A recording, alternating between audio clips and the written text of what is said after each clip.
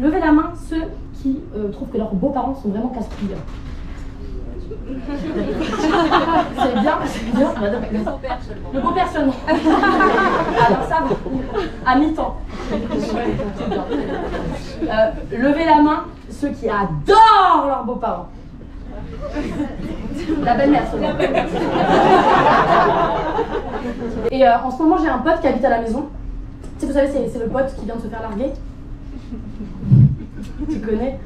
La chambre, elle s'appelle plus la chambre d'amis. Ça s'appelle la chambre de son prénom. Tu sais, lui, quand il s'est fait larguer, c'était... Ah ouais, ça fait de pas longtemps. Hein. Mais c'est toi qui t'es fait larguer, c'est ton pote. Est-ce qu'elle squatte chez vous? Elle squatte chez vous? Elle squatte chez toi? Et du coup, je t'allais voir, je lui ai dit Abdoul, je suis pas bien, je rencontre mes beaux-parents, ça me stresse. Il m'a dit Clem, tranquille, ça se passe toujours bien avec les beaux-parents, sois juste toi. Et je lui ai dit ça a marché pour toi, elle me dit c'est pour ça que je suis plus avec ma meuf.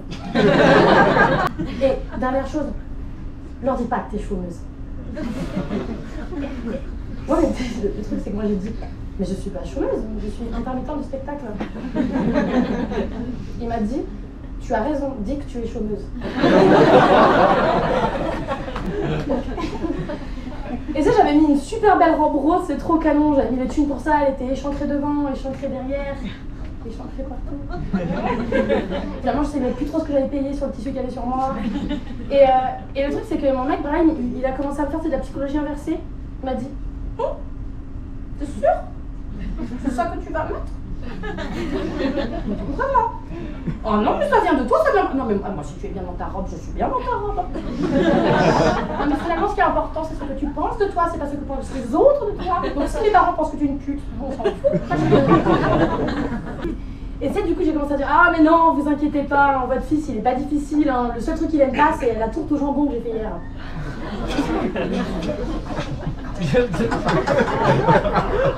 Non mais Clémence, pas de tourte au jambon parce que tu sais que je ne mange pas de porc.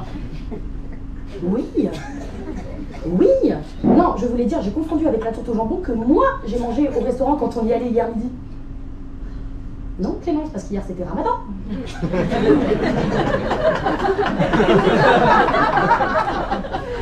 Oui, tout à fait, c'était Ramadan. Et bien écoutez, je vais servir une coupe de champagne à tout le monde. Et si tu fermais juste ta gueule? Et tu sais, dans ce moment-là, mon mari commence à faire des coups de coude en mode sois drôle, fais le clown. Voilà. Et là, il fait mais Clémence va vous dire les mots que je lui ai appris en arabe. Mais pourquoi? Pourquoi? Et tu sais, je me suis mise à paniquer. Parce que, est-ce qu'on est tous d'accord que quand on a dû apprendre des mots étrangers à des gens qui ne parlaient pas notre langue, on avait tous 4 ans d'âge mental? On est d'accord qu'on aura tous appris des insultes. Tu sais, quand ton pote il te disait what is ice cream in French? Ice cream? Ma bite.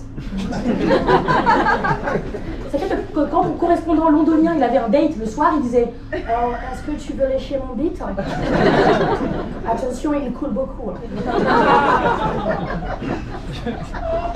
Donc autant te dire que moi j'avais une peur bleue de lâcher un nique ta mère à mes beaux-parents. Donc j'ai pris une valeur sûre, j'ai regardé mon beau-père et je lui ai dit Wani bik habibi. Ce qui littéralement veut dire je t'aime chérie.